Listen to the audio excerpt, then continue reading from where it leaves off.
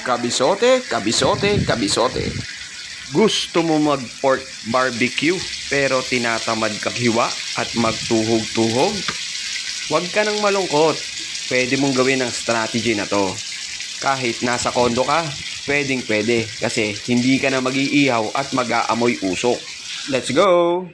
Sa isang bowl, pagsamasamahin mo lang yung mga ingredients. Bawang, toyo, ketchup, paminta, asukal, Knorr seasoning. Puro tansyameter lang to mga kabisote. Saka mo pigayaan ng kalamansi. Imekos-mekos mo, then tikman kung ano yung i-adjust mo na lasa. Meron tayo ditong kasim na pinahiwa ko ng manipis. Tsaka mo ibuhos yung ginawa mong marinade. Then, i-marinate mo lang siya ng mga 6 hours to overnight. Sa isang mainit na grilling pan, isa-isa mong ilagay yung binabad mo na kasim.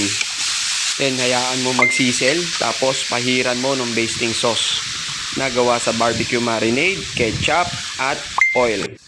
Isang tip lang kabisote, alagaan mo sa pagbaligtad ang karne mo para balance ang pagkakaluto at hindi siya nasusunog. Yan kabisote, mga ganyang itsura, pwede na yan. Pwede nang iserve yan ng diretso.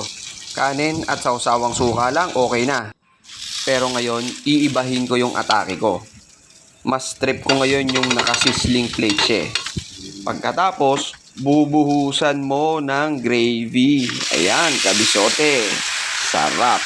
Ang bango-bango. Finishing touch, lalagyan mo siya ng itlog. Ayan, kabisote. Napakaganda ng itlog natin. Sariwang-sariwa.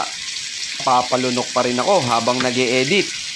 Nakadalawat kalahating kanin nga pala ako, kabisote. Bukas na lang ako magda-diet.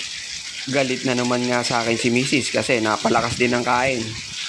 O siya, ano pang hinihintay mo, kabisote? Tara, kakain na!